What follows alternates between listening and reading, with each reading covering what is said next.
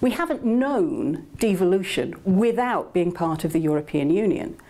And we need to think, what are some of the things that we've just taken for granted? Brexit is the most complicated and difficult thing the UK has tried to do as a country since it fought World War II. It is going to affect all sorts of aspects of daily life, and it's still, I think, even now, too early to say what will be the implications of it. Brexit provides a moment of huge, potentially huge constitutional change. That if we've ever had a constitutional moment, a time for proper deep thinking through about our constitution, our UK constitution, and how the constituent parts fit together, and what powers they should have, and how we police those powers, how we exercise the lines of responsibility between the different powers that might wish to legislate in a particular area, then this is that moment. So the European Union has provided a really important platform for Wales to assert its distinctive identity as conventionally a pro-European nation.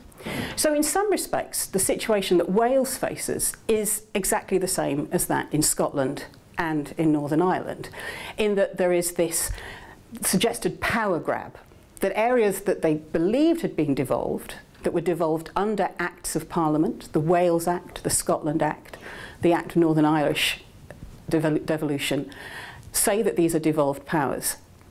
But on Brexit, the UK government, through the withdrawal bill, is saying, well, we're going to take them back, and then we'll assess where they may need to go next. Now, constitutionally, there is nothing higher in our system, in the UK system, than an Act of Parliament. And so if this is done through Acts of Parliament, that is legitimate and constitutional.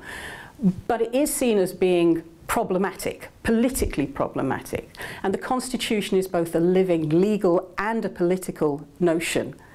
And so there are some concerns that this is legally appropriate, but politically, constitutionally ill-advised and problematic. The Welsh Government has its own distinctive priorities when it comes to Brexit, and these are distinct from the priorities of the UK Government. So if we go back to the position paper from January 2017 that the Welsh Government launched along with Plaid Cymru, we can see there they set down a softer form of Brexit, so continued participation in the single market, continued participation in the customs union.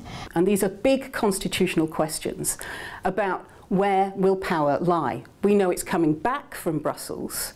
The sovereignty issue about who takes decisions was such a central one in the referendum campaign. But when it comes back from Brussels to the UK, where does it go then?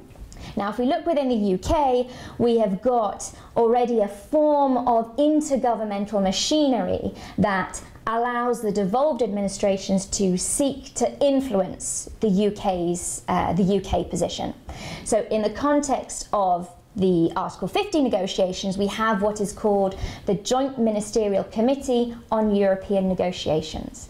And this was set up in October 2016, and with the express aim of trying to seek a common position amongst the four nations of the UK when it comes to the negotiation of Brexit.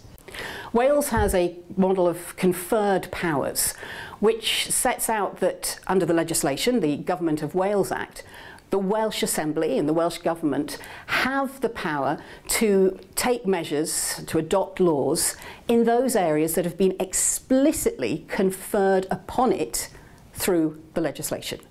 So we have set out in the Government of Wales Act a range of areas saying that Wales can legislate and has responsibility in the areas of health and education, fisheries and the environment, for example.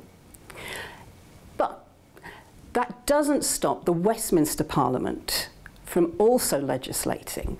But there is a convention that they will only do so if they've got the permission of the Welsh Assembly. So Wales hasn't sought to be too noisy or too boisterous in asserting itself in Brussels, but instead it has more calmly asserted those distinctive Welsh priorities. All of this is going to be complicated by the Brexit process, because at the same time, those areas that we thought were devolved are possibly being re-reserved under this withdrawal bill? If the Conservatives preside over a shambolic Brexit which impoverishes much of the country, I think this cannot fail but to be deeply damaging to the long-term credibility of the Conservative Party, even amongst many of those people who fundamentally think that, in principle at least, Brexit is a good idea. Whether or not you think that, almost everyone could surely agree that if we're going to leave the European Union, then Brexit ought to be delivered competently. And doing that is clearly the major political challenge facing Theresa May's government at the moment. Get more from the Open University. Check out the links on screen now.